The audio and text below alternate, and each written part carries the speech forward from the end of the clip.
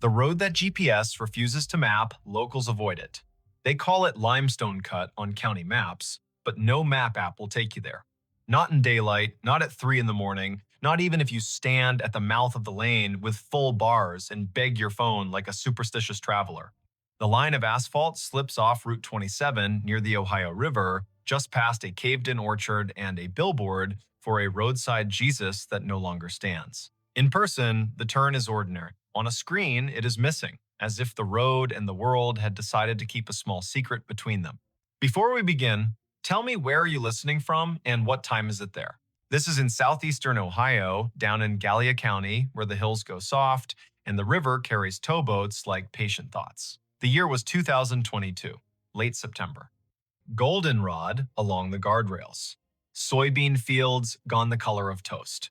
I drove there on a Friday after work because a listener named Thayer Lorne had written to me with a subject line that felt like a dare. The road your GPS refuses to map. Locals avoid it. Please come before the county pours gravel again. Thayer was not a crank. She taught second grade in a brick school with a playground that leaned into a sycamore's shade. She coached a Lego league. She used the word prudent in a way that made you want to be. Her email listed dates and names the way people list ingredients. 2 wrecks in 2 years, 1 missing signage, 1 strange call to the sheriff's office just after midnight in late June. She did not say haunted, she said wrong. I left Columbus at 4:30 with a thermos of coffee and a box of gas station crackers and the kind of optimism you only get on a 2-lane in fall. South on 23, east on 35. The sun slung low behind me, the way good music hides its effort. By 7:15, I rolled past Vinton's courthouse with its white clock face turning the hour into a suggestion. I kept the radio quiet. In the passenger seat, the county plat book rode buckled like a fussy child. I could feel the river before I could see it, the way the air saturated and the smell of damp earth put its hand on your shoulder. I reached the turn at dusk. Limestone Cut was marked by a county sign that had once been green and was now a speculation. A locked gate blocked a gravel spur to the right, but the paved lane went on unbothered, as if all gates were for other people. My phone sat in the cup holder, showing me nothing. The blue line ended in a gray shrug. I tried 3 apps. Same shrug. The plat book said the road existed, had always existed, and ran 2 miles east to a decommissioned ferry landing that had not seen a ferry since 1978. The app said, find another way. Thayer's warning lived in my pocket. Locals avoid it after dark. They say it runs warm. They say it has more turns than it used to. They say tires squeal on dry asphalt without your foot agreeing. The first 100 yards were ordinary. Willow and ash. An old fence stapled to posts that leaned like tired men at a bus stop. The air smelled faintly of limestone and wet leaves. Then the temperature did a small, undeniable thing. It rose. Not a gust, not a patch of sun through trees, a steady, even climb that lapped over my forearms and stayed. I glanced at the dash. Outside temp read 64, rising to 68, then 71. The date on the dash glowed September 23rd. The time said 7:47 and slipped to 7:50 without being asked. I lowered the window to let the river air in. The warm beat met the cool and negotiated a truce that left sweat at my hairline. A bend. Another. The road narrowed until it felt like a confession. The trees grew close enough to see where vines had taught them to bow. I rolled slower. A small bridge came into view, wood deck, steel truss. A sign nailed to a poplar announced 1 lane in letters that had been painted by someone who believed in understatements.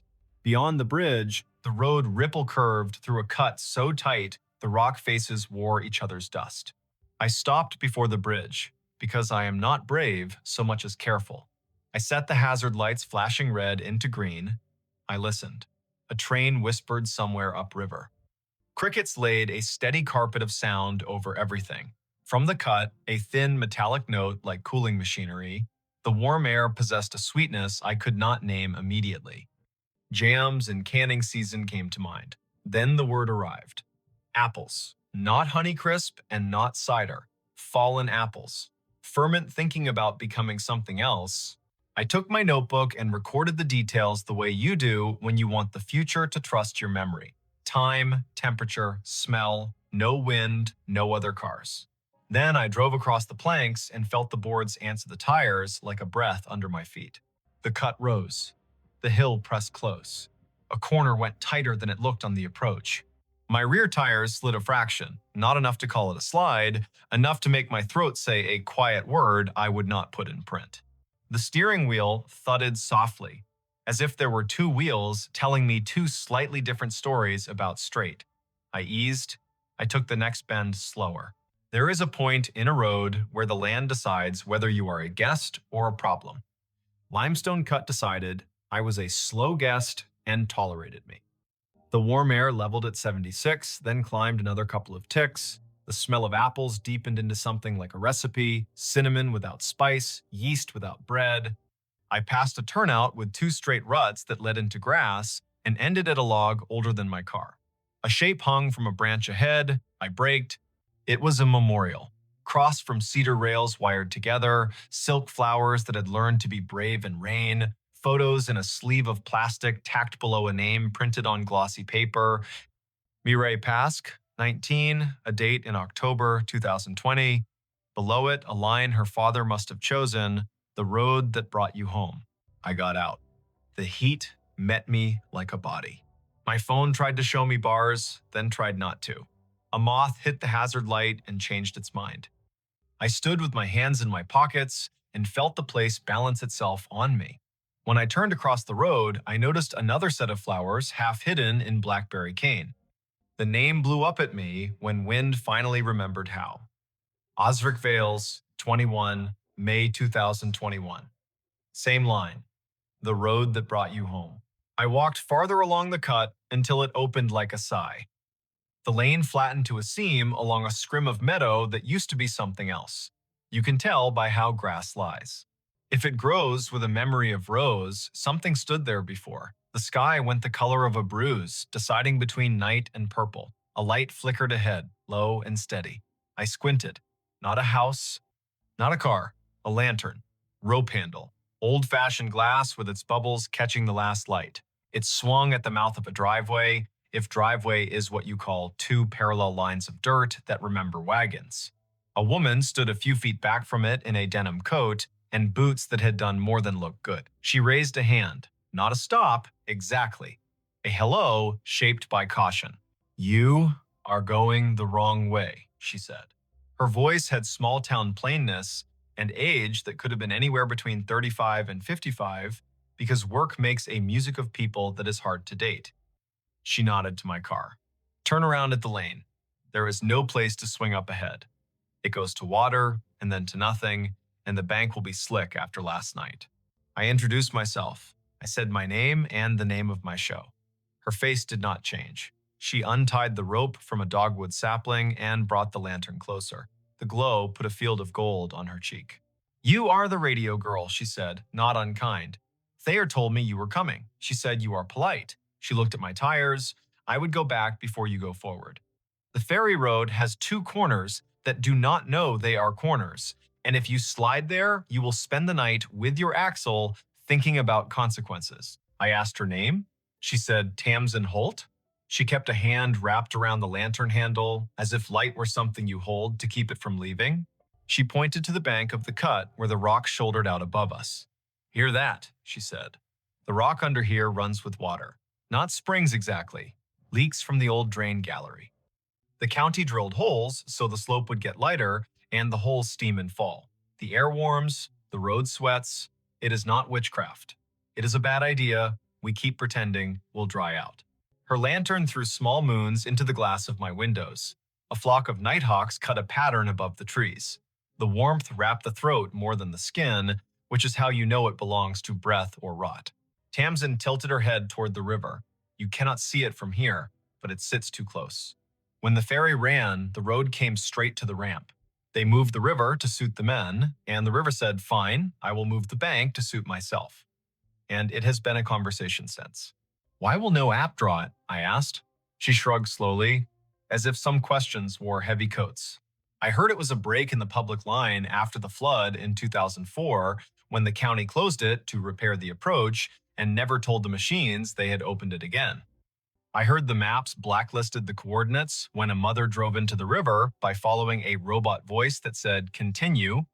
I heard a man who knows about things sent an email to a company that said, "Please leave it off.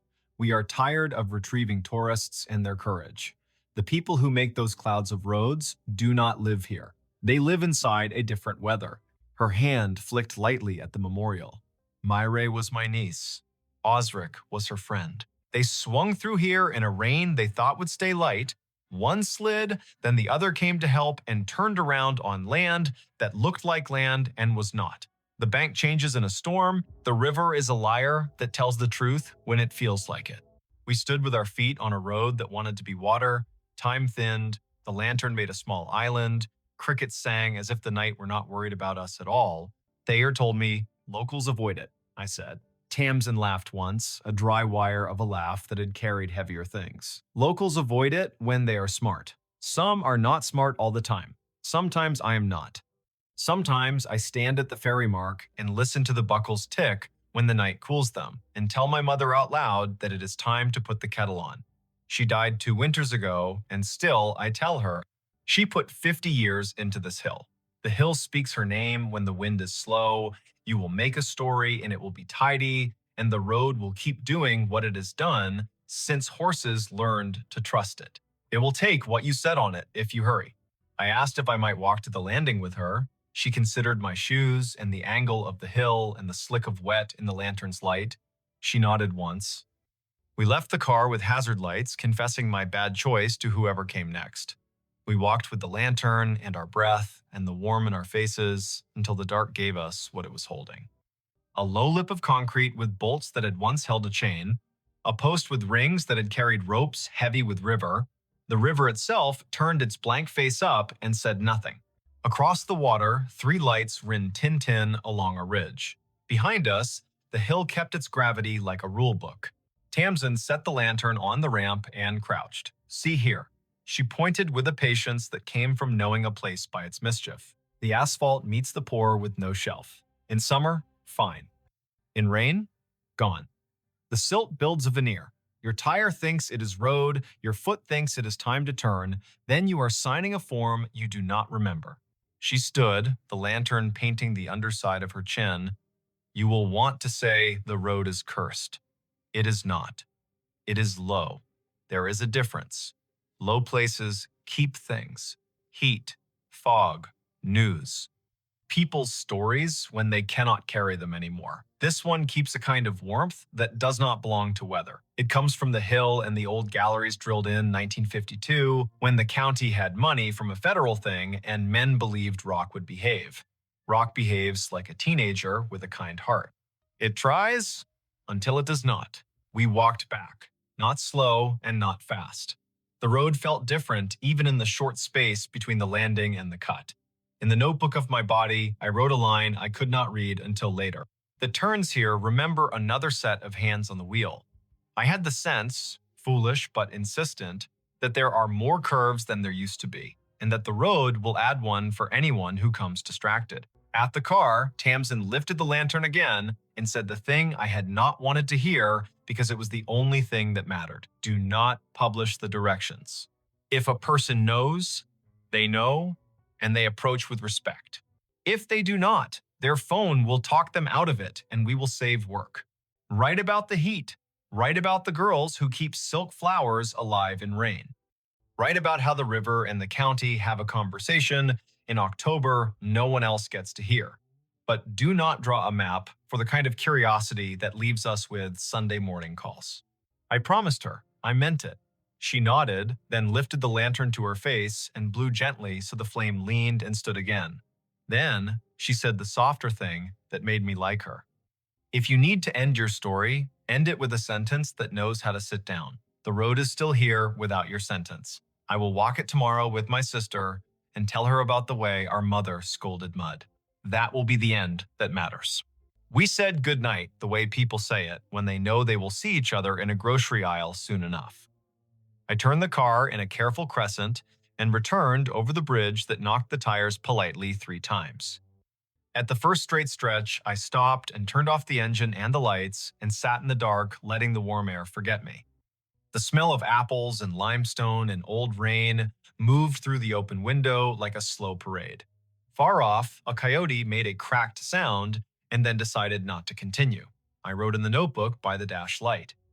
8:54, 75 degrees, crickets, no wind, one moth, determined. On the way back to Route 27, a truck came around the curve with someone from here at the wheel. He lifted two fingers from the top of the wheel in that rural benediction, eyes steady. I answered in kind. We passed without incident. My phone found a signal and rushed to tell me things I did not need. I turned it face down. The river kept its counsel. I stayed at a motel with a door that opened to the parking lot and a shower that sprayed like a hose with a grudge. At 11, I lay on the bed and listened to the highway need the night. I dreamed a dream that did not need translation. I drove the road in June in a rain that put a lid on the world. I felt the turn that did not know it was a turn. I saw silk flowers underwater moving like they were alive. When I woke at 3, the room was hotter than it should have been. I set the thermostat down, it huffed, I opened the door, and the night came in like medicine. In the morning, I met Thayer at a diner with a pie display that could make you forget your name. She wore a sweater with elbows that had done more thinking than most elbows. She brought a paper yard sale sign with a hand-lettered arrow pointing left. She set it on the table next to the sugar caddy as if it were a relative. When the waitress poured coffee, Thayer said, "We used to put these at the turn because apps would not, and people would stop right there in the lane with the river in their trunk. The county asked us not to. Said it increased liability. Now we wave and we hope." "You saw Tamsin." "I did," I said. "She told me not to draw a map." "Good," Thayer said. Her mouth set around the word like a decision. I asked about the calls to the sheriff's office. She had copies. Public record after someone redacts the parts that hurt, one at 12:04 a.m. in late June. A voice breathing hard. "Can you send someone to the ferry road? I do not know if I am on a road." The operator asked for cross streets that did not exist. A second call at 12:12. Same number, a different voice. "We got her. We need a tow, not an ambulance. No injuries. No one drinks on a Thursday in this county, not like that." Thayer told me stories that were not mine to take without permission. The woman at the landing had taught Sunday school for a decade and could thread a needle in a moving truck. The boy in the BlackBerry cane had planned to enlist and then to come home. The ferry used to carry school buses and funeral processions, and once, in 1964, a parade float for the county queen when the bridge upriver closed for repairs. The operator had a name like a hymn, Dolan Pike. He took quarters with a smile and never wrote them down, and the county forgave him because he put back the difference out of his pocket at Christmas. At noon, I drove back once more because leaving is easier if you say the goodbye that feels like a choice. The day stood warm, even without the night's peculiar swell. The cut reflected a brightness that made the dashboard look cleaner than it was. I idled by the memorials, rolled down the window, and said the names out loud once each. Myray, Osric. The air did not change. The river kept the same tone of voice. A kingfisher strafed the bank and laughed meanly at an idea it did not respect. At the leveling in the trees, a county crew had set cones. 3 workers stood with a clipboard, a shovel, a rope to measure where the bank thought it should be. One of them wore his safety vest open, and the white undershirt said he had been at it since 7. He pointed at the asphalt and drew an invisible curve in the air, as if to show the piece of road how to round itself properly. Another squatted and peeled brittle weeds from a crack like string cheese. The third looked up when I slowed. He lifted a hand, the rural benediction again. I could not tell if he was welcoming me or telling me to go around. I went around. I kept the tires on the places that saw tires last time. You want a reason a road does not show up on a phone? Choose one. Bureaucracy, liability. A digital map made by a company that is afraid of being named in a lawsuit cannot afford local color. A dataset that drops a line because a county closes a gate for a week, a volunteer editor who got spooked, or the oldest reason, Because the people who live there asked, and the people who make maps sometimes listen. Here is the part you can keep if you are the kind of person who needs a rule. If locals avoid a road, do not decide you are immune to their reasons because you are careful. Be careful at the places where land forgets itself. Warm air on a cool night means a stone or a story is breathing, and you should give it room. If a turn looks straighter than it is, it belongs to water or to someone else's memory.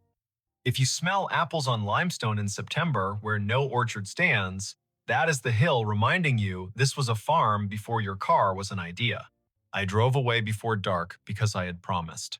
The two-lane lifted me back toward the highway like a kind hand on a back. The plat book lay open to a page that showed a thin, gray line stopping shy of the river. I did not pencil it in. Some lines stay honest by remaining incomplete. Months later, when the episode aired, people wrote to tell me about roads in their own counties that maps pretend not to know. A road in Vermont that snowplows leave until last and hikers take in June only. A road in East Texas that turned to soap in rain and led to a bridge a paper mill had once owned. A road in western Pennsylvania that slid a few inches each season until the houses leaned into one another like a wedding party after the toast. None of them wanted directions. Most wanted me to say out loud the thing they already believed. A map is a promise made by someone who cannot know your exact night. I went back in winter. The river carried skim ice, and the air had lost interest in warmth. Limestone Cut breathed only rock, careful and slow. The memorials wore new ribbons that made color out of gray. Tamsin's lantern hung from a nail in her shed, unlit but ready. I parked on the turnout and watched for a long minute. No cars, no lights.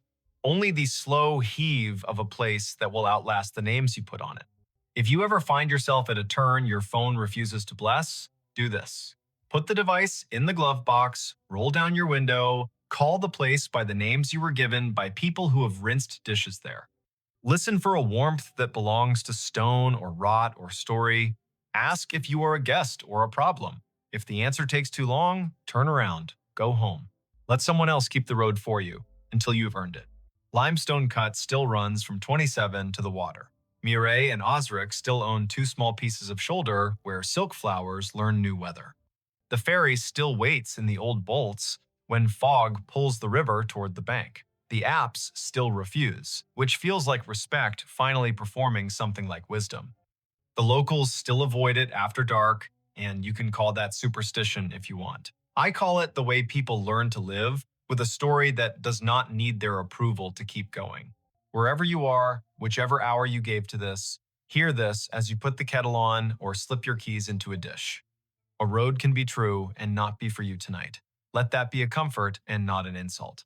The land does not need your footsteps or your tires to remember its lines.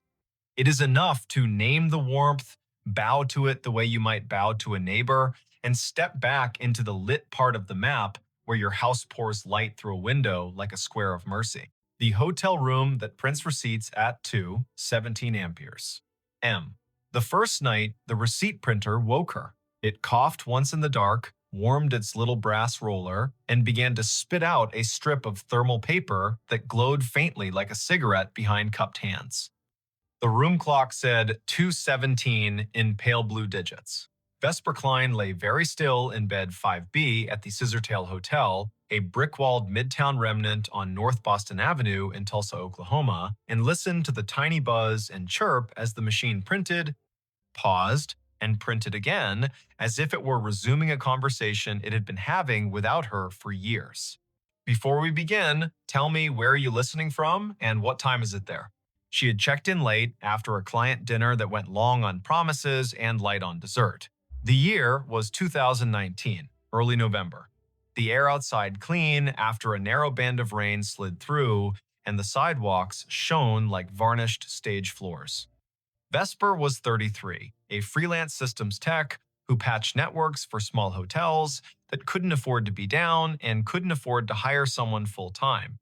She traveled with a canvas tool roll, a spare router, a zippered pouch of adapters that looked like a magician's deck, and a mug with a hairline crack she liked to think of as its signature. The Scissortail was her kind of place.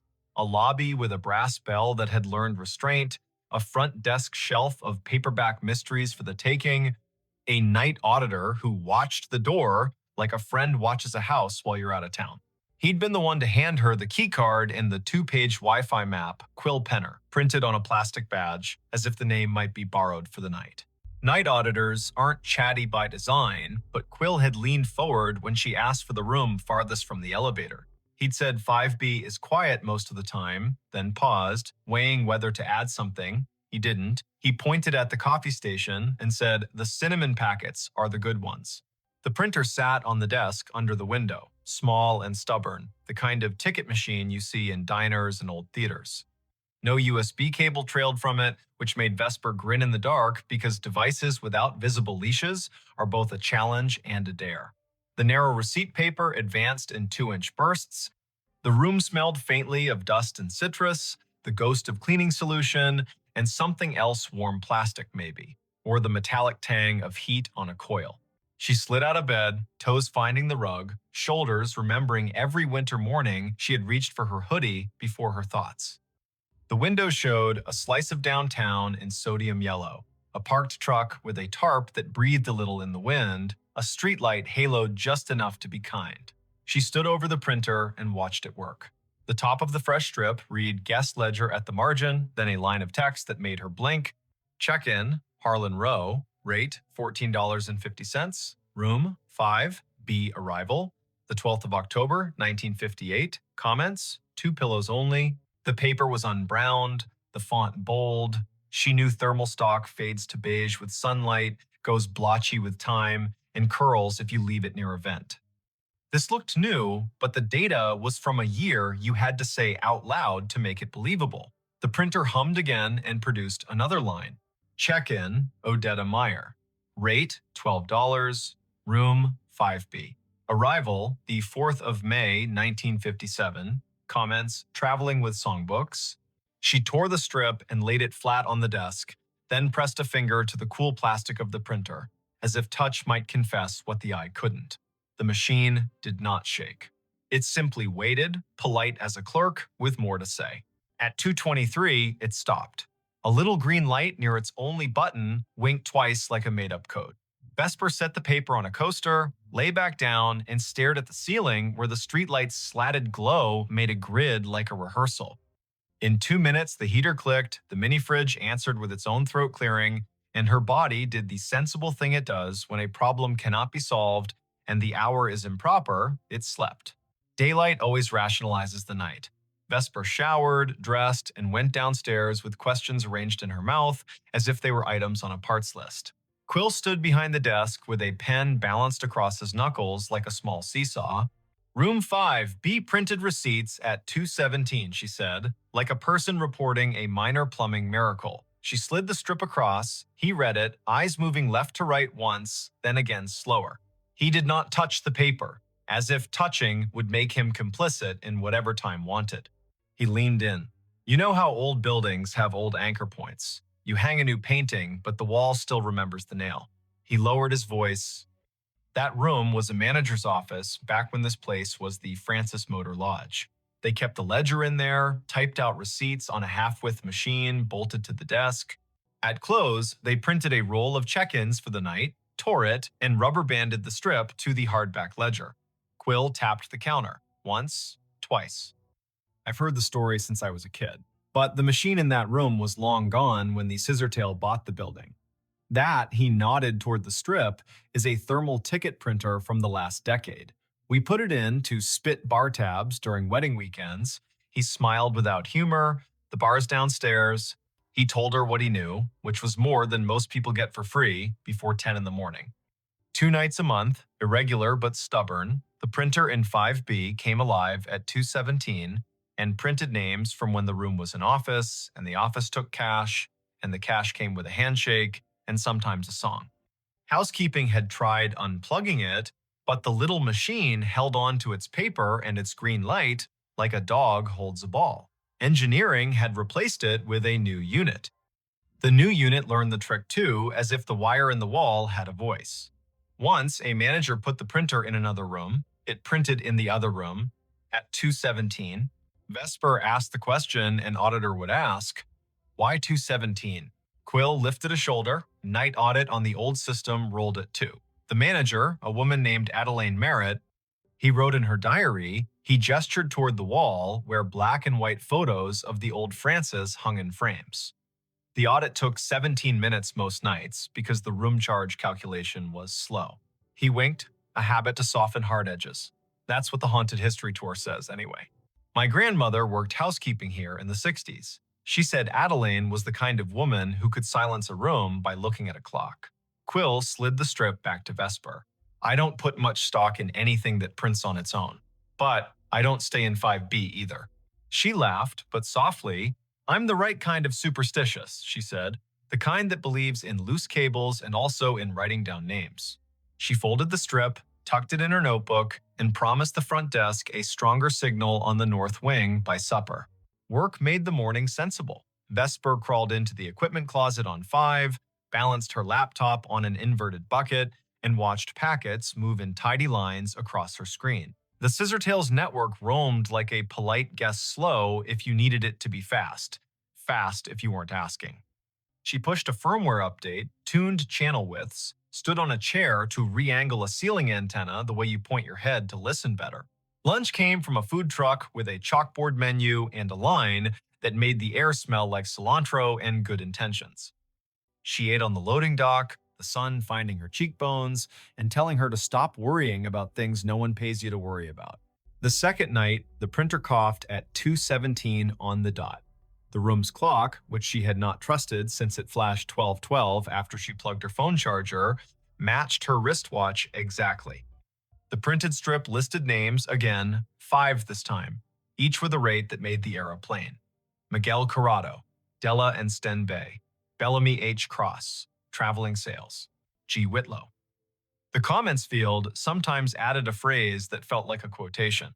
Traveling with songbooks, baby sleeps light, keep the radio low.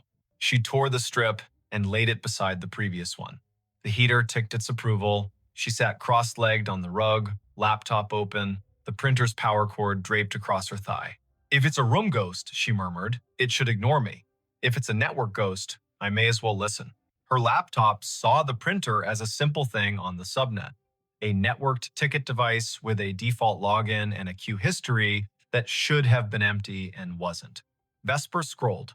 A job log rolling back months logged exactly 2 entries each night with the flag source, Legacy. Someone had written a silly little module into the Scissortails aging property management system, a module that echoed old file structures for nostalgia tours during October. She'd seen that kind of thing done for fun. But this module contained descriptors she didn't recognize. Ledger spool, carriage return key, ribbon jam. These were words from a different machine. The audit program triggered at 2. The ghost queue called itself at 2:17. She checked where it pointed. The path wasn't a path, it was a device ID that didn't match any modern naming scheme. She pinged the device. No answer. She traced the MAC. The vendor code came back to a company that died before the internet had central registration. That made her skin feel too tight. In the morning, white coffee cups clacked, and the lobby television played low, the weatherwoman pointing at a band of storms where storms like to form. Vesper asked Quill if there were schematics for the old building. He pointed to the office behind the desk. Ground plan framed on the wall. Maybe useful. The hotel had been 2 buildings stitched at the seam.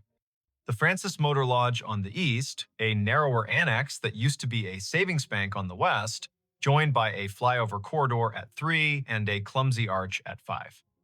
Room 5B sat where the old bank manager's office once had been, according to a penciled note at the edge of the plan. There, a scrawl, printer niche, in lighter pencil, spare line to basement. Quill warmed to the problem the way night auditors do when daylight invites them to be citizens. He called maintenance. A man named Orson arrived in a polo with his name stitched in blue and a toolbox that had its own opinions. Together, they moved the desk in 5B 6 inches and then 3 and exposed a painted-over conduit hole at the baseboard with a thumb-width chase running down into the wall. Orson whistled between his teeth. That's no Romex. That's armored cable from a generation that believed steel could keep time. He tapped the baseboard with the handle of his screwdriver. It answered with the hollow ring of an old closet. In the basement, they found the closet where the spare line went to not exactly die. The air was colder down there, humid the way the past is humid. A metal cabinet stood against the wall, padlocked, a gray panel humming like a neighbor practicing scales. Orson tested the lock with a pick he swore he hadn't lost. The door swung open. Inside, another little printer sat, twin to the one upstairs, its power indicator dark, its paper roll neat as a submitted term paper. A thin cable ran from a bracket down into a conduit box with 2 stories to tell. One was modern CAT cable, patched to the scissortails switch. The other looked like fabric-insulated wire on lead. Orson touched it with reverence and withdrew his hand. "You shouldn't be alive," he murmured to the box. Then he turned to Vesper. "Want me to pull the breaker for this room tonight at 2:15? See if it stops." She shook her head before she quite knew why. The motion felt rude. "Let me listen once more," she said. "Then, if it's a loop, we cut it. The third night, nothing is supposed to happen. Patterns prefer 3 as a way to make you distrust them." Vesper made tea in the room kettle with the cinnamon packet Quill had sworn by. She texted her brother a photo of the printer and a caption that read, "Haunted Bar Bill." And he sent back the shrug emoji that meant, "I love you, but weirdness is your brand." At 2:17, the printer began, but this time the sound rode a breath of air cold enough to raise her arm's small hairs. She stood close enough for the paper to curl against her knuckles and read each line as it arrived. Check-in, Adelaine Merritt. Rate, comp, room, 5B. Arrival, the 12th of October, 1958. Comments, night audit. She reached for the strip and her fingers trembled, mildly, like a person handed the microphone at a small funeral. The machine whirred without printing for a count of 6, then resumed, the font just a touch lighter. Check-in, Quince Palmer. Rate, $9.50. Room, 309. Arrival, the 12th of October, 1958. Comments, meeting at dawn. The room held its usual choir, fridge, heater, hallway, ice machine. 2 turns down, but behind it all, she heard a soft clicking. Not printer, not clock. Keys. The slow press and release of typewriter keys. Somewhere not in the room and not far enough away. She froze, because freezing is a way of letting more senses work. Her body made itself a listening instrument.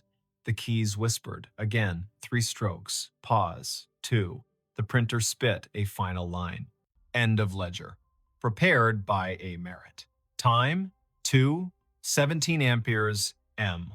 Vesper did what the body asks. She sat on the bed with the strip in her lap and waited for her breath to level. It did. The heater ticked, the fridge purred, the typewriter stopped pretending, the sound folded itself up and slid under the door. She slept because being a person who works with systems means you've learned to stack your fear on a shelf when there's nothing urgent to do with it. Morning turned the printer into a device again. She took the strip down to the desk. Quill stared at the word comp and the name he had heard his grandmother say on summer porches when the heat wanted out of the day. He asked to borrow the strip to show his manager, a woman with the fast walk gait of someone who plans 2 days all the time. The manager's name was Letha Croft, and she looked at the strip like a problem that could be solved with a memo. She was polite and firm. "We have tours on Fridays for the people who want goosebumps," she said. "We prefer to keep the goosebumps from rewriting our Google reviews." Vesper smiled, a tight little smile that said, "I won't post, I don't do that work, I just want to know what the wire knows." Letha sighed. The Scissortail was a college internship that never ended for her. The building was her thesis. She pointed at the framed photo behind the desk. Adelaine Merritt, hair pinned like a decision, stood at a wooden desk the size of a Buick, hand on a ledger book, face turned to a camera that had learned to respect her. The caption read, "Francis Motor Lodge, C1959, Night Manager." Letha lowered her voice. Family lore says Adelaine died at her desk in 2003 after the building had been empty 6 years because she refused to move a box when the bank wanted it. The family had the key to the back door from the old days. She snuck in sometimes to straighten things that did not require her. A neighbor saw her light. By the time anyone checked, the coffee had gone cold, and she'd written the date on a yellow legal pad with a line under it, like an anchor. I don't know if the story is true. I do know names have a way of using rooms until you say them out loud, and then they rest. That afternoon, Vesper sat on the floor of 5B with her laptop and a coil of patience. She sniffed the packets between server and printer and saw the little ghost job present a string of bytes at 2 minutes past 2, announce itself as ready at 2:16, and request the queue at 2:17 with a line that included a date spelled in words, not numbers. October 12th. She set a capture to record it tonight. She did not know what she would do with the proof, but the act of capturing felt like putting a box around a wild thing without requesting its death. The fourth night, she did not sleep. At 2:16, the room gathered itself. At 2:17, the printer began. The first name landed like a quiet gavel, Harlan Rowe. Again, as if the ledger wanted to list the set that belonged with the date, as if the building had a playlist for that night and needed it to end correctly. The second name, Odetta Meyer. The third, Quince Palmer. The machine word, then it printed a line that wasn't a line she understood. Checkout, A. Merritt. Time, 2. 17 amperes. M. Balance, $0. Drawer, locked. The room changed temperature by a needle's width. The way a body registers changes a thermostat does not. The typewriter sound returned, louder, as if the keys had moved closer, as if someone had rolled the desk chair to the doorway. Vesper stood. The bathroom light made a rectangle on the carpet. She turned it off and let the room be only the room. In the dark, a kind of courtesy arrived. She spoke to the space like a person speaks to a skittish animal. "I hear you," she said softly. "I see what you print. If you're finishing something, finish. If you need a witness, I'm here." The keys worked once, gently. The printer fed a final inch and stopped. The heater clicked off, as if called on. The fridge made a small, delighted sound, the way fridges do when they extract a victory from physics. Vesper lay down slowly, like a person trying not to wake a toddler, and watched the window make a square on the wall. She did not sleep much. She did not feel punished by that. On Friday, Quill called his grandmother. She came in with a smile that wore 80 years, as if they were a favorite cardigan. Her name was Thalia Penner. She had hands that did hair buns right the first time and eyes that counted change without looking. She stood in 5B and curtsied to the air, lightly, like a joke only the past finds funny. She pointed at the baseboard where the printer niche had been long before this printer knew it was one. And she told a story the way people in the middle of the country tell them, in straight lines, with pauses for the parts that don't quite behave. Back when the Francis was a stop on the oilfield run, she said, Adelaine kept books for men who couldn't read receipts and kept rooms for women who didn't need to be asked why they traveled alone. She printed the audit every night, tore the strip, tucked it under the ledger ribbon, and locked the drawer. Her niece said she was proud of how long she could do the math in her headroom tax, city tax, discount for the flood man whose boots never dried. When the hotel closed in 1997, Adelaine kept a key. In 2003, she came in one last time to make the numbers even. She wrote the date, she drew a line. She put her hand to her chest like she was looking for a pen and fell as neat as folding a shirt. The firemen took 10 minutes to arrive. I put flowers on the door, and then the bank put a new lock on the door, and then time put dust on the lock and years on us all. Thalia reached out and touched the printer as if it were the hem of a dress in a department store window. Adelaine believed in drawers that closed, she said. It sounds like over again at 2:17, she gets to do that part, finish the roll, tuck it in, say goodnight to accounts. She is the kind of woman who would find that worth doing. Vesper spent Saturday building a workaround that no manager had asked for and no ghost could be fooled by. She pre-programmed a rule in the printer's network profile. At 2:16, the device would capture its own print job to a text buffer and email it to a special address she made for the Scissortail historian. Proof for people, paper for the room. At 2:15, she and Orson stood in the basement closet like two burglars having second thoughts. Orson touched the breaker switch. He looked at her. She did not nod. He did not flip it. Upstairs in 5B, the printer coughed, purred, and worked. Down here, the old gray panel vibrated, soft as sleep. At 2:20, Vesper's email pinged her phone with a single message. Subject, ledger. Body, 3 lines. Names, rates, the comp, the sign-off. Prepared by A. Merritt. Time, 2:17 amperes. M. She did not sleep that night. She didn't mind. She lay on the bed, hands behind her head, and watched the room recede from what rooms are in daylight containers, shelves, angles, and become what rooms are when you let them be churches. Limits, repetition, silence between notes. She thought about drawers, about the way her work was mostly closing things in the right order so strangers could open them and recognize what they saw, about how a hotel is a machine for forgiving you for not being home. On Sunday, she checked out. She left a thank you envelope at the desk with Quill's name written in neat engineer's block. In it, a printout of the email rule and a small drawing she'd made of the baseboard hole with an arrow labeled here, "The wire remembers." Quill held the envelope like it might be heavier than it was. Letha met her at the door. "I can't exactly put this in a maintenance request," she said, meaning the week Vesper had just spent listening to a machine be more honest than any of them owed their jobs. "But I can tell you what we can do. We can frame a copy of your email in the staff room and call it the drawer letter. We can show it to anyone who works past midnight and forgets that ending is a kindness. We can not run a Halloween promo in 5B because some stories don't belong to customers. We cannot unplug the thing that works for someone who isn't here anymore." Vesper smiled. That's more than most places do for the living. She drove out of Tulsa with the radio off, south, then east, then north again, the planes rolling around her like a low lullaby. She stopped at a gas station where the coffee was too strong and therefore perfect. She called her brother to tell him a story with no real twist and therefore true. She didn't say the name of the printer because sometimes a tool deserves privacy. She didn't say the name of the woman who closed drawers because she had said it enough. She didn't say 217 because she had learned to say it in her head as a kind of vow to be kind to the people who work at that hour. Months later, back in Tulsa for a different job in a different building, she walked past the Scissortail one evening just before Christmas when the lobby held a neighbor party. A small tree wore strands of tickets in place of garland bar tabs printed for fun, red inked with dates and little notes in flare pen script. Quill waved from the desk, a Santa hat angled to keep his dignity.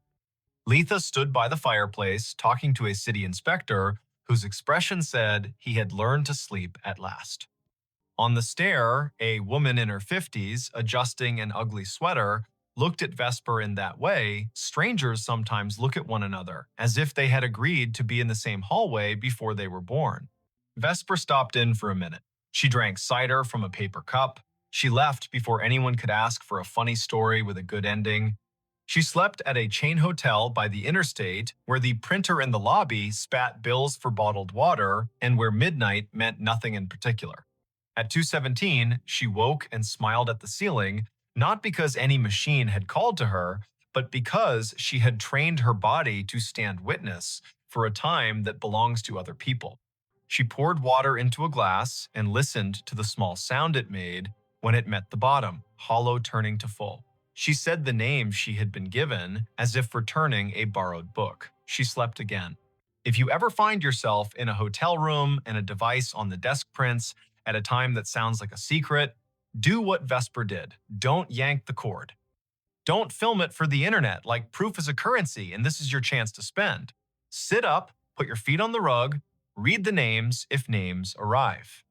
If you can, make a rule that gives the living something to hold a copy, a note, an email to a person whose job is to remember. Then, let the room have its paper. Let the drawer close.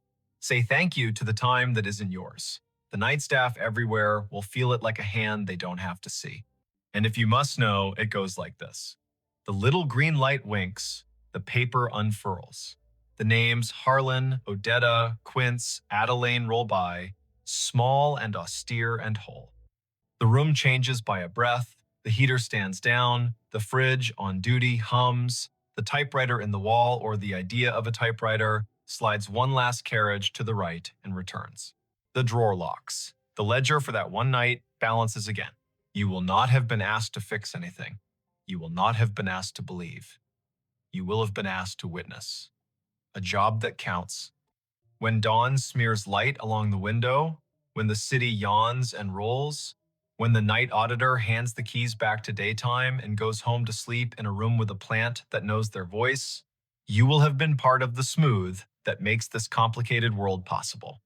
Somewhere, a printer coughs once more, polite as always, and waits another 24 hours to do what it knows on the dot without apology.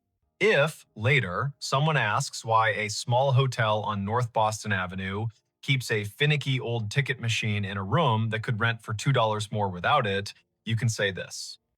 Not every device has to justify itself in money.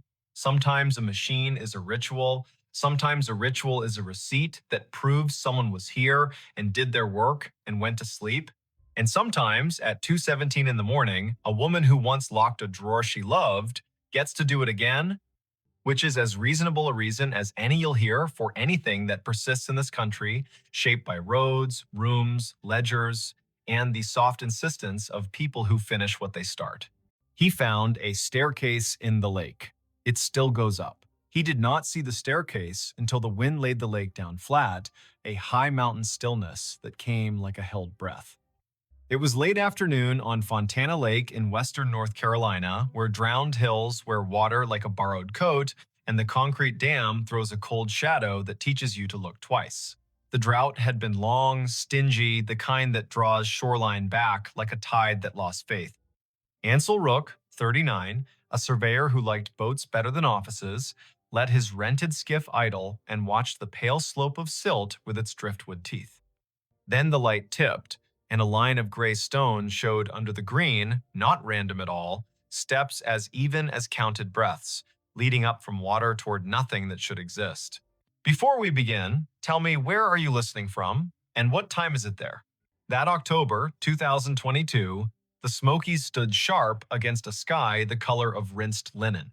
The air smelled of leaf duff and gasoline and the faraway tang of rain that was always a rumor this year and rarely a fact. Ansel had driven out from Bryson City after lunch with a paper cup of coffee and a coil of measuring tape because the county had asked for photos of exposed foundations along the North Shore. The maps they kept were honest but out of date, and the lake was telling different stories every week. He wore a windbreaker the color of old blueberries, a hat with a frayed bill, and the face of a man who does not mind being alone if the work has edges. He cut the motor and drifted. The steps began in green water a little deeper than a tall man's reach, the lake clear enough in that pocket to show the top 3 treads before light blurred into bottle glass. They continued above the surface, slick with algae at the line where water had been yesterday, then dry, then dusty, another dozen risers marching toward a slash of bank where saplings clawed at loose dirt.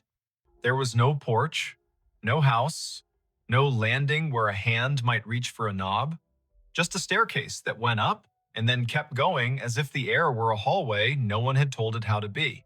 Ansel nosed the bow toward the steps and let the skiff kiss the lowest dry riser. The hull made a hollow sound he heard in his knees. He stood, tested his balance, and stepped onto the first stone. It held. He took another. The risers were a hair shorter than modern code, built for legs from a different century.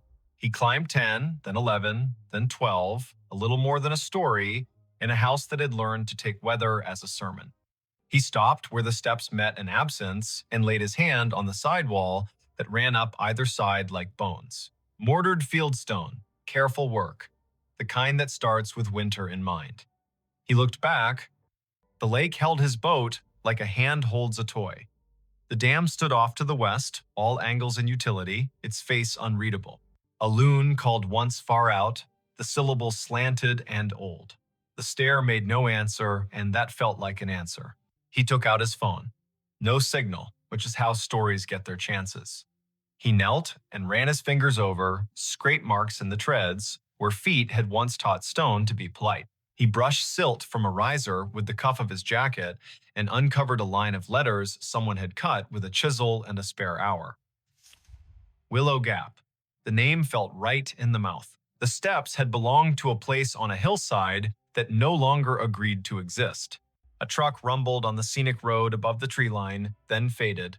Ansel stood. He is not a dramatic man, not a man who says the word haunted when the word history will do, but he felt a little movement in his scalp when his boot tried the next tread up and met nothing it could trust. He lifted his foot and set it again, and the soul found purchase on air as if stone continued in a material too stubborn for his eyes. He could feel something there, a resistance like the way a field of grass resists when you try to step through a place where deer have passed and the stems remember. He pressed. His weight held. He let it go and stepped back, heart knocking once, but not twice. He stood on the stair where real ended and whatever else began. The lake lapped below, measuring the hull against rock. A red maple leaf came down with dignity, landed on the seventh riser, and considered the long work of becoming loam. Ansel took a breath. He is a man who trusts second looks. He took one. The lake belonged to a body of stories people in Bryson City tell clean over pie. When the Tennessee Valley Authority flooded the valley to build the dam in the early 1940s, the town of Proctor had to move.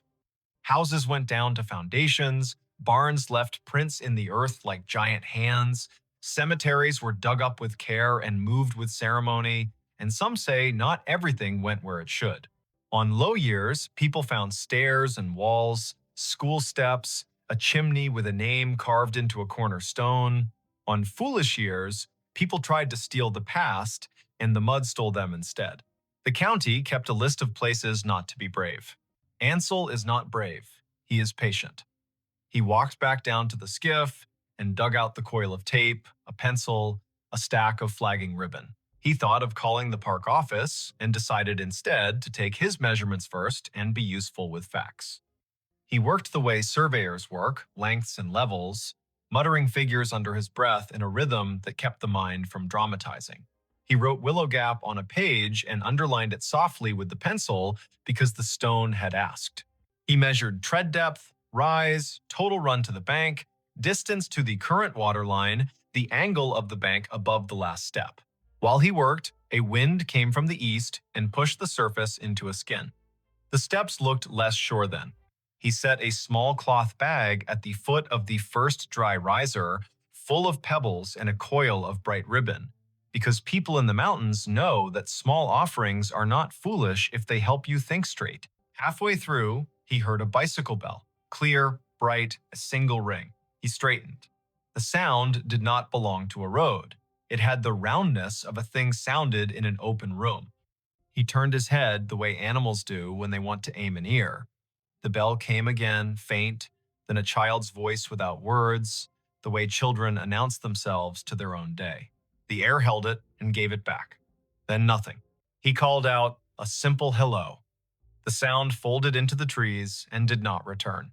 He is not the kind of man who says names into a lake, so he went back to his numbers and let the bell be a sound that remembered and moved on. At sunset, he drove back to town. He did not mention the staircase at the diner because new stories grow better if you give them a night to decide their shape.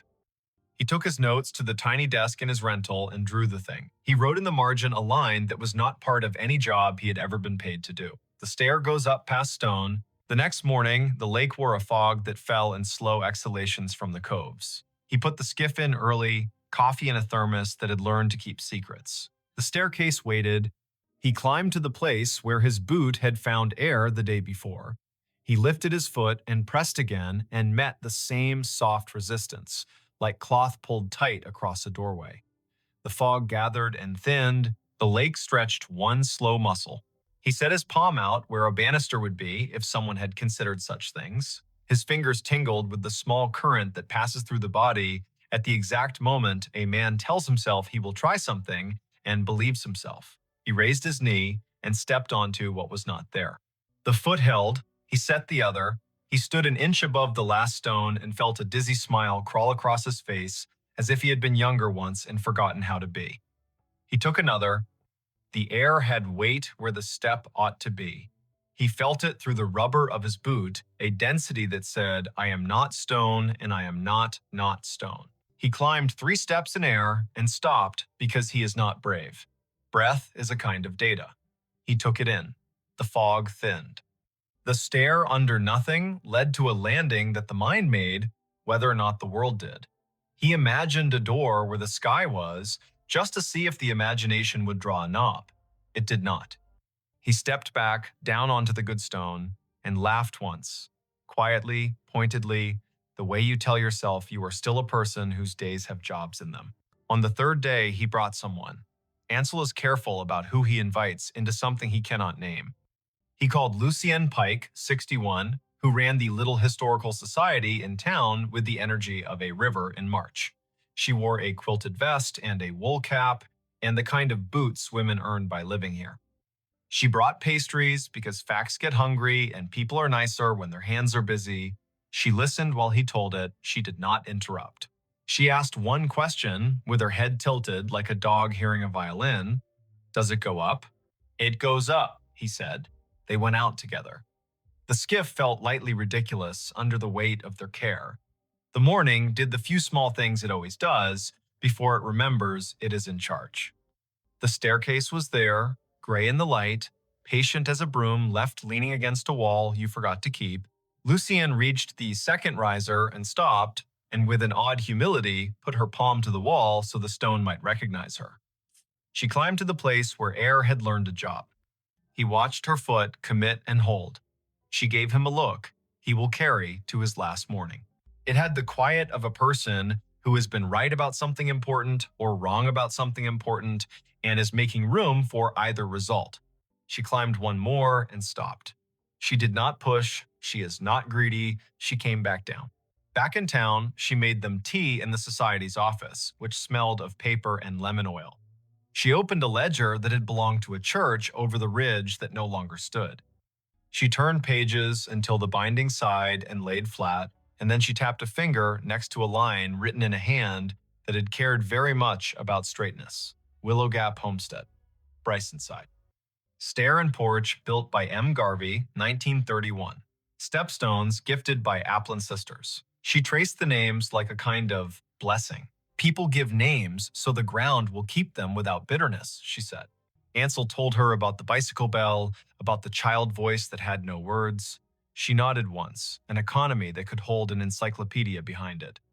They found a photo in a folder of houses drowned to make the dam, a woman in a light summer dress halfway up a stair with a baby at her hip, and a boy of about 6 sitting on the landing with a tin pail, watching the photographer with straight seriousness. The steps were the same, the wall the same, the angle of the hillside the same, the lake not yet there to argue. Lucienne tapped a pencil against the margin of the picture and said the thing that opened the room. My grandmother told me she saw the army men come to measure in 38. She said a man from Willow Gap told them he would build his stair to the sky if it meant the water would have to think twice. She said he whistled while he worked, and his boy rode a bicycle so fast it learned the curve of the road and kept taking it when the road turned into a path and the path turned into a trail and the trail turned into someone's memory of a trail. She smiled with one side of her face. I think you found where the whistling goes. That night, Ansel dreamed slow water and a boy's bell moving away just fast enough to be allowed. He woke before dawn with rain, finally practicing its lines on the roof.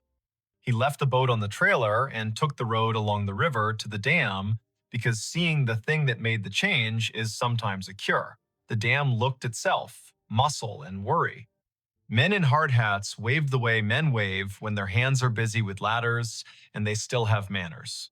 The sky had put its gray coat back on. The rain lasted 2 full days. The third day broke open into a light that could make a shuttered room reconsider. He took the skiff out at noon. The lake had risen a hand's width and drawn a green lip on the lower steps. He climbed again. The air steps remained, not drowned by a little more water, not meek. He stood on the third invisible tread and spoke toward the place where a door might be. Not loudly, not foolishly. Hello, he said. Then, because the air had made him braver than he ought to be, he added, I can bring your names back to where people can see them. The lake answered the way lakes answer, by being present with everything around them without offering comment. He sat on the 4th stone step and ate the pastry Lucienne had tucked into his pocket as if she had known he would forget to eat. He tried the air with his palm again and felt, for just a fraction of heart rhythm, a shape moved across it that was not his hand at all. The story traveled the way stories travel when they are useful. Not online, not yet. In town, over paper cups, in line at the post office, at the walk-in barber with the fish calendar 3 years behind. People gave him their versions. A woman who remembered a man who remembered seeing a parade of porches floating like rafts past the bend when the first flood came.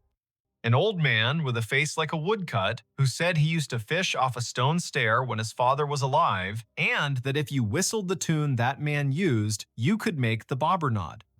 A teacher who had kept a box of rail spikes and marbles found on low years and said she would clean them and bring them by the society office so Lucien could have them or pretend not to want them like she always did. In late October, with 2 hard frosts behind them, the county asked Ansel to guide a ranger and a structural engineer to the site. They went out in a John boat that carried its own echo. The ranger was a woman named Haynes who wore the park's green like a promise and carried the weight of a radio the way people carry their father's ideas. The engineer was a man with a gentle way of touching old things before speaking ill of them. They stood on the 5th stone step and looked up the ladder of air and did not mock it. The ranger wrote in a book. The engineer crouched and set a level on the 2nd tread and laughed once softly when the bubble centered itself as if the past knew about precision. Haynes asked the question, "Stories have to survive. Is it dangerous?" Ansel shrugged in a way that held 3 chapters. "It is dangerous the way memory is dangerous," he said. "It makes people want to keep climbing. It is dangerous the way stairs are when you forget you have a body with limits. It is not dangerous the way an alligator is, or a bar fight."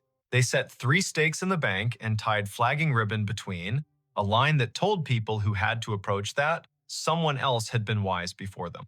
Haynes asked for a sign, the simple kind that reads caution and does not attempt poetry.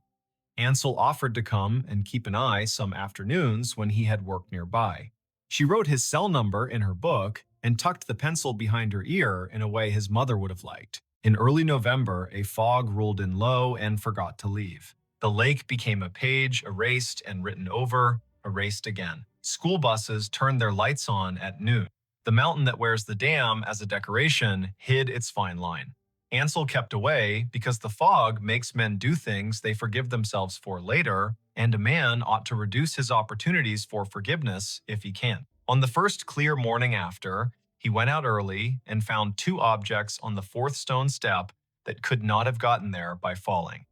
A bicycle bell, rusted but round, the striker frozen in a kind of kindness, and a tin pail, the exact wrong size for anything useful, dented where a boy might have clapped it to make the sound bigger.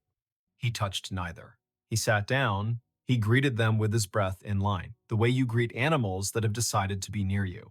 At 10, Lucien arrived with a thermos and 2 paper cups and the sort of force field that keeps good men from doing dumb things for no reason. She looked at the bell and the pail and did not pretend not to see them. She took photos that did not flatter the light and said the names in the ledger once: Lowe, Garvey, Applin, Willow Gap. She did not say a boy. She did not say a child. She put her hand on the sidewall and looked up the line of air with the plain candor of someone who has shored up more shelves than emotions and understands both. "You can coax a story," she said, "but not yank it. Take the bell to town. Leave the pail here for another day. We will see what the lake thinks of compromise." He took the bell gently, wrapped it in a handkerchief he had never found much use for before, and pocketed it like a chosen stone. Back at the office, Lucien set it next to a photograph and a typed card. Bicycle bell recovered from Willow Gap Stair, fall of 22, likely pre-flood artifact. On the card, a second line in pencil for people who read too fast. The stair goes up. In the second week of December, with the mountains blue as a bruise and the wind deciding to be cruel to make up for lost time, Ansel went out one last day before the holidays. He brought a crowbar because he had promised himself he would not bring a crowbar until the story invited one. He did not need it. The pail had sat, then vanished, then returned, then sat again with a rock in it a little smaller than a fist. He took the rock out and saw in the bottom of the pail, scratched by some patient hand or the work of a nail held at an angle, 3 words: Open in summer. He laughed out loud then. So loudly, a pair of ducks took off in a panic and told other ducks about him for an hour. He looked up at the sky, which had forgotten him to tend to larger business. He put the pail back on the step. He told it, with what dignity he could muster, that he would. Winter happened the way winter happens down there. One day the lake wore a shell of rime like a dare. The next day it rained hard as coins. Ansel worked a road job in the next county and came home tired to soup and a radio with the news that would not stop wishing it were better. He sent Lucienne postcards from 2 counties over with sketches of culverts no one needed, and she mailed him back photocopies of ledger pages with red pencil underlines that made more sense than his own arrows. By late June, the water had climbed enough to lick at the third riser and cover the first. The air above the invisible steps still felt like fabric pulled tight by a careful hand. School let out, and visitors came with coolers and the need to float and forget. Haynes put the sign back up twice. Ansel sat on the 8th stone step more than once and told people kindly that there was nothing up there for them unless they had time to spare and patience to listen. A few listened, most did not. No one fell, which felt like a policy. On a hot Monday, when thunderheads built tall and polite to the south and forgot to arrive, he took the pail and set it in his lap and used the crowbar not as a pry, but as a weight. He eased the thin tin sides apart where they had been pinched back over the lip like a secret. Inside, he found folded oilcloth, soft as a worn glove. Inside that, a photograph no larger than his palm, and a strip of paper with a line that looked like a prayer until he read it, and it felt like a list. The photograph showed the stair as it had been before the lake, the woman in summer dress and the baby at her hip, and the boy with the pail, sitting with a seriousness that has no word in English. The man who must be M. Garvey stood 2 steps down, hat in hand, as if introducing the stairs to whoever had the camera. Behind them, the ridge wore its trees in a confidence the mountains teach. On the back, in careful letters, someone had written, "So you remember how we looked when the water was a rumor." The strip of paper held one long sentence. When they came with clipboards, he whistled the tune about willow leaves and said he'd build the stair to the sky because steps are a kind of truth, and the water would have to climb over the truth if it wanted to drown the house. There were names then, 3, the kind that drop out of families and get picked up by strangers who treat them right. He folded the strip back into the oilcloth and put all of it into the pail and set it on the step, because the story belonged to the stair more than it belonged to him. In August, a lightning storm chewed on the dam and left it as it had found it. In September, a girl with a blue braid and a polka dot dress climbed the real stone steps and stood at the place where air did its work and played a penny whistle softly, 3 notes, and then a run. Her grandmother sat on the 2nd step and wiped her cheeks with a tissue she pretended was for sweat. Lucienne watched from the bank with a composure she had purchased fairly over years of deciding when to speak and when to file. Haynes wrote a note in her book that read in an unsentimental hand, "Leave space here." The last time Ansel went before the rains came back for real, he climbed onto the 3rd invisible tread and set his palm out at the height of a child's head. He did not feel breath. He felt pressure. A small, exact pressure like the world confirming a measurement you would have sworn was off by just enough to drive you mad. He closed his eyes and saw the boy on the landing with the pail and the bell. He saw a woman take the last 2 steps at a practical pace, baby on hip. He saw a man look out at a hillside that had just become a lake and refuse to let the stair be anything but stairs. He opened his eyes, and the lake went on being a lake. There is not a larger lesson he can give you from this, except the one he wrote in the margin of his notebook after the 2nd week, a sentence he did not quite understand then and understands in the small of his back now. Not everything drowned. Some things learn to keep their shape in the air and wait for your foot. If you go to Fontana when the water is down and the wind minds its manners, you can find the stair if you ask the right person and you promise not to hurry. It will be there the way durable things are there, honest about their age, unwilling to entertain your stunts. You can put your boot on the third step and feel something that does not owe you an explanation hold you anyway. You can look up at the sky and decide there is a door or decide there isn't, and the stair will permit either decision. You can listen for a bicycle bell and you may hear a loon instead, and that will be enough. If you tell the story afterward, tell it the way lakes prefer, with pauses, with dates spoken out loud so the years, remember they are not just numbers, with names because names weigh the right things down. Say Willow Gap, say Garvey, say Applin, say a boy, though the paper does not give him to you. Say a woman moving with a baby on her hip and a list in her head and a refusal to shame the stairs with panic. Say a man who whistled a leaf tune and believed in steps the way people believe in scripture, not as decoration, but as an instruction on how to move the body when the body wants to quit. And if you find yourself on a day when the wind drops and the water stills, and you are offered the choice to test a step that does not belong to stone, ask your breath first. Make it even. Set your palm where a rail would be. Put your weight down like a promise. If it holds, climb one and stop. The air prefers people who do not need to conquer it to feel tall. Leave something small on the fifth step. A ribbon, a marble, a bell that waited in a drawer too long. Walk back down and let the day close the drawer. The stair will keep going up whether you are there to witness the miracle of plain persistence or not. That is how some things survived the flood. They decide to be their own house. They decide to be the part of the house you cannot drown.